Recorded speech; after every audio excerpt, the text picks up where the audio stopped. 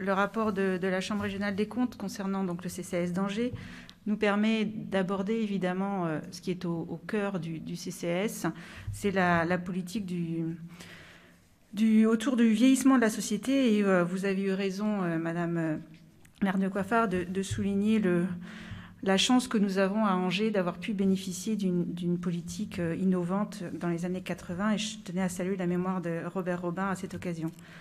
Alors, une phrase de ce rapport a attiré mon attention, page 56, je cite « Cette dégradation significative de la situation financière, ici des EHPAD, coïncide avec l'accentuation des problématiques liées au renouvellement à venir du parc immobilier. » Alors, pourquoi, évidemment, je pense qu'on peut partager cette inquiétude, c'est que l'enjeu des prochaines années, nous le connaissons tous. Comment nous allons pouvoir répondre à l'augmentation du nombre de personnes âgées qui vont être dépendants? On sait qu'en moyenne, c'est 83 ans l'âge d'entrée dans un EHPAD.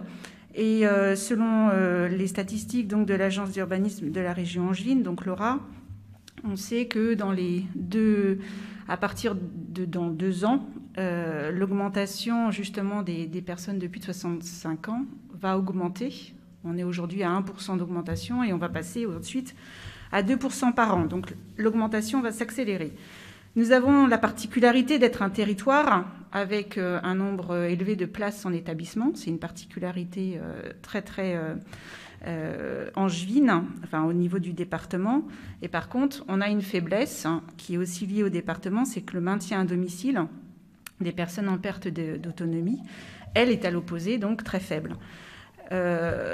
L'inquiétude, en fait, vient de, vous l'avez souligné et vous l'avez dit, du taux de vétusté des EHPAD qui aujourd'hui atteint 73%, avec, vous l'avez dit aussi, un problème d'amiante, puisque dans les années 80, évidemment, les bâtiments ont été construits avec cet élément.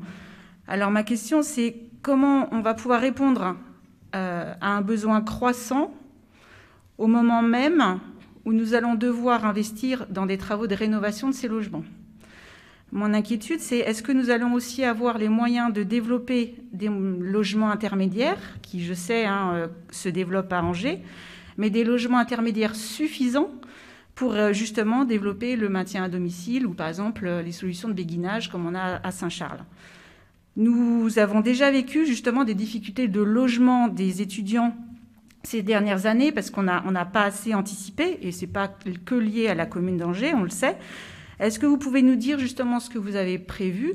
Alors pas tout seul, je sais que l'ARS et le département ont leur rôle, pour justement répondre aux besoins augmentés du nombre de logements des personnes qui sont en perte d'autonomie. Je vous remercie.